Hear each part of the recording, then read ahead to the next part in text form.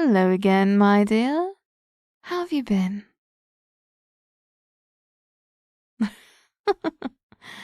Such a cold reception. My, did you grow a spine while I was gone? Oh, I'm sorry. I shouldn't tease. Not when I'm trying to win you over. Though by now, I suppose you already know that I don't tend to hold back my thoughts. I visited you how many times now? Ooh, so you've been counting. I think my visits have been making a stronger impression on you than you've been letting on, Don't think I haven't noticed how much more comfortable you are in my presence lately. I think you'll always be timid, but you don't seem frightened by me anymore. Which makes me wonder why you seem so upset. Is it something I can help with? Is one of Oaf's Glen's residents giving you trouble? I can have them executed right away. Anything for you, love. Doesn't that even earn me a glance? You know I was only joking, don't you? I mean, mostly. Come now, let's be reasonable. You can't keep hiding your feelings from me this whole visit. I'm not going to leave until I know why you're upset.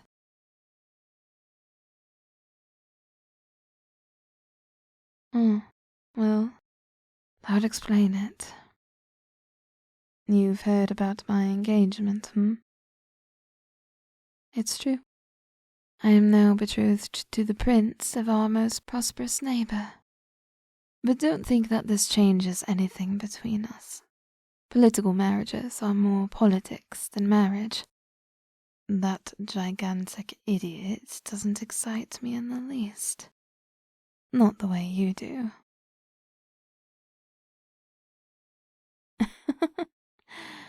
Oh yes, I'm still attracted to power.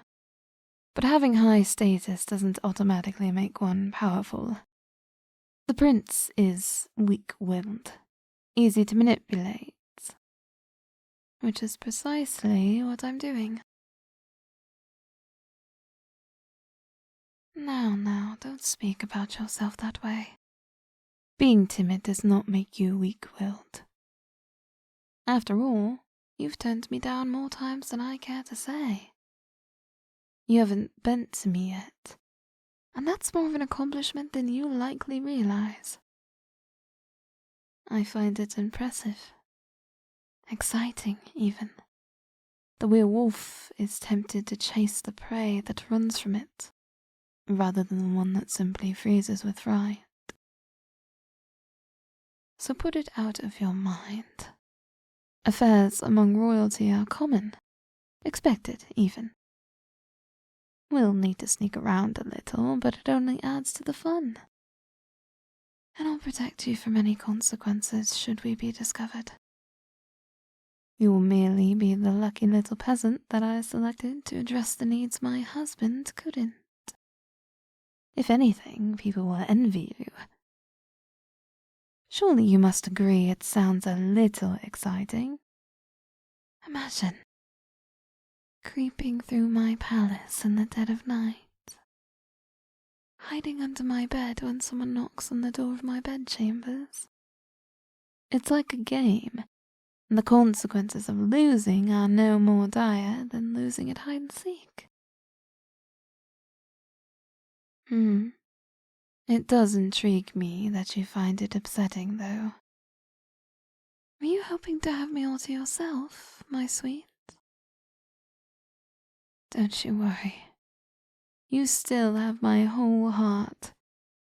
And if you had your hopes on a marriage, we can still be wed. I make the law, so I can decide to marry 2 people at once if I want to. One for the good of the kingdom, and one for myself. I think that should be commonplace among royalty, don't you? Or is this more about meeting expectations? Do you have parents that are eager for you to get married, It's just a simple question, dear. No need to be defensive.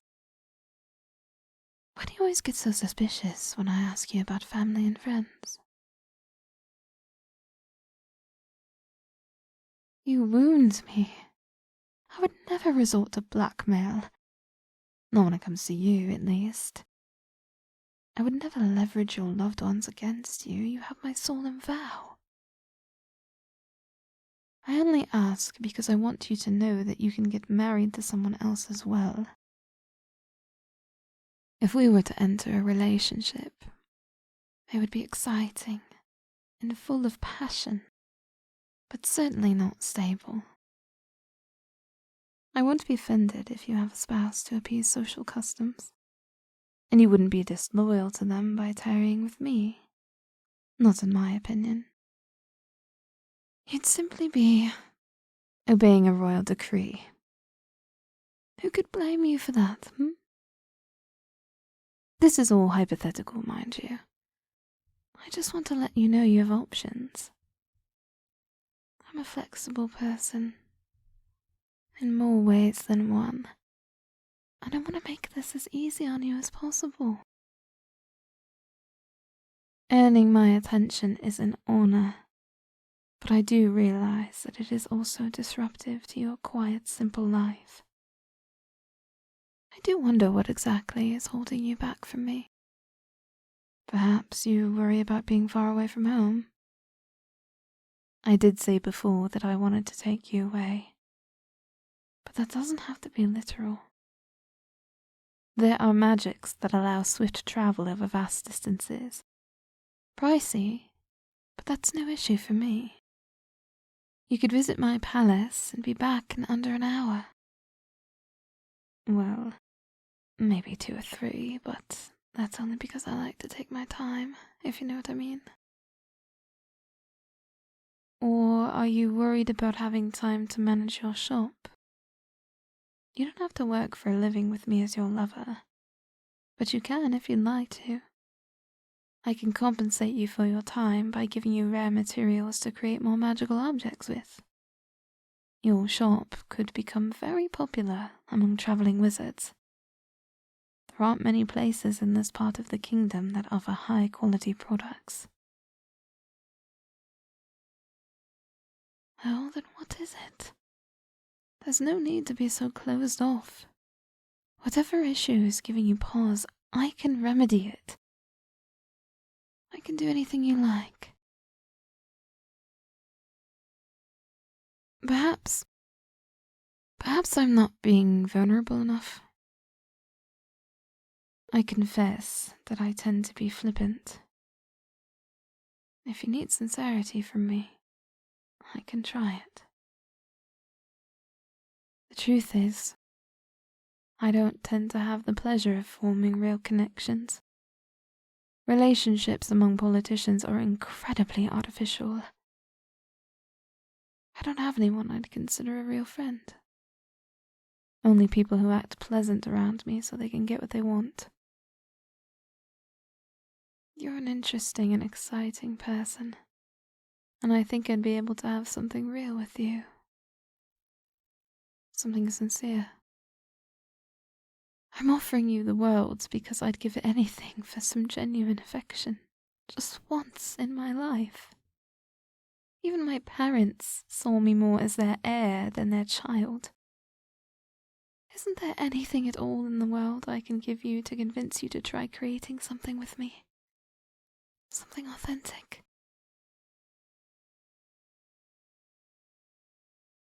Now that's interesting. Have I stumbled upon the truth, my dear? So, you think that I'm not being authentic. You feel this is some sort of setup. What do you think I'm here for, if not for a relationship?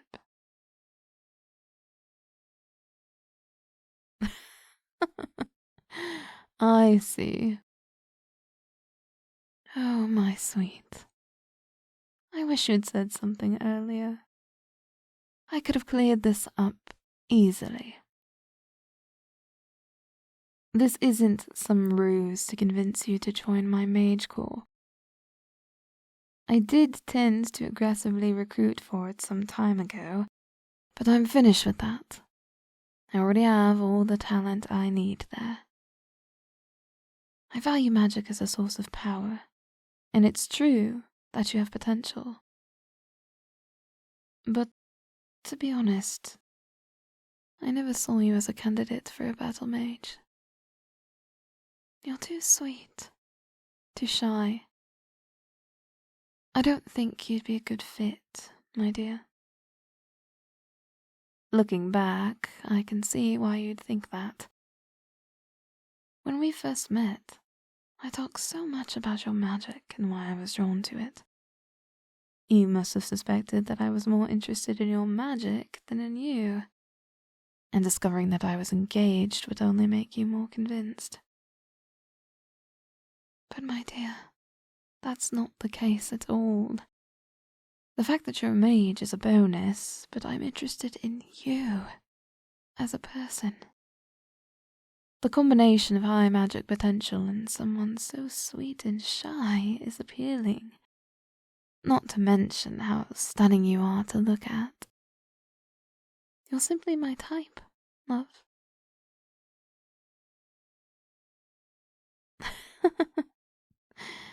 And just like that, your resistance evaporates.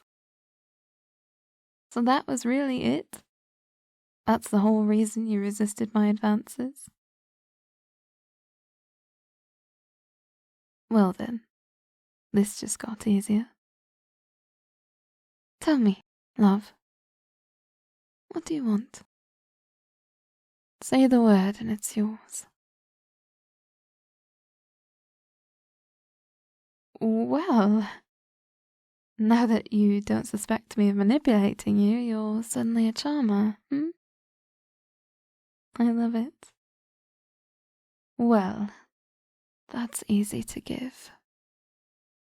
If you want me, then I'm all yours.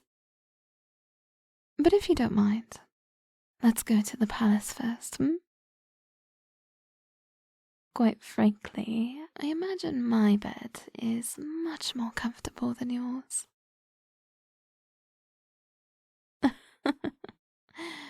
Red suits you, my dear. I think I'm going to enjoy finding all the ways I can make you blush for me. I intend to get very creative. In fact,